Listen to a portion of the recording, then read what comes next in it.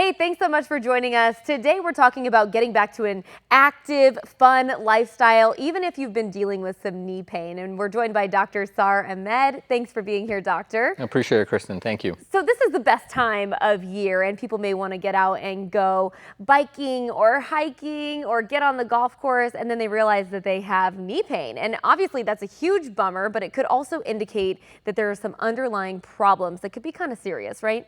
You're right. This is a great time to be out. This is a great time in the Valley, and you're 100% right. As people get back into their outdoor sports or activities, they may notice uptick in their chronic pain or have some acute pain in their knees. And when we talk about these types of pain, you know, people are trying to do the self-care and they're taking ibuprofen and they're icing at home. At what point does it need to become clear to them that that's not working and they need to come see you?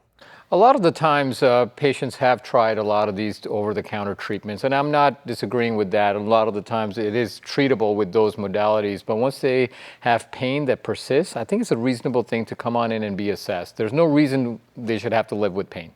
And when there is knee pain, there are some pretty good solutions to that, some pretty simple solutions. What are some of the things that you offer?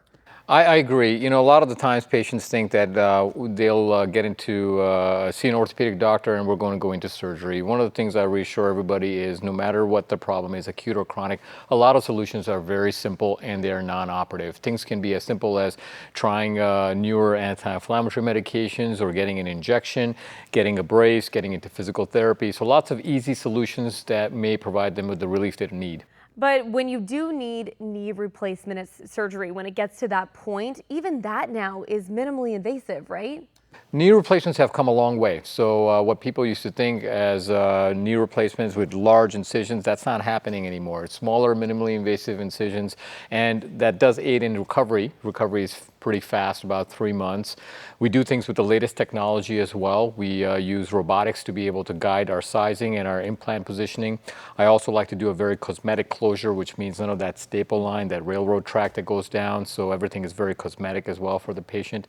Aggressive therapy is needed, of course. It's a lot of hard work, but hopefully a good result at the end. And totally worth it when you can finally get back out and have fun doing the things you love again. I certainly hope so. Doctor, thank you so much. I appreciate it, Kristen. Thank you for joining us. We'll see you next time.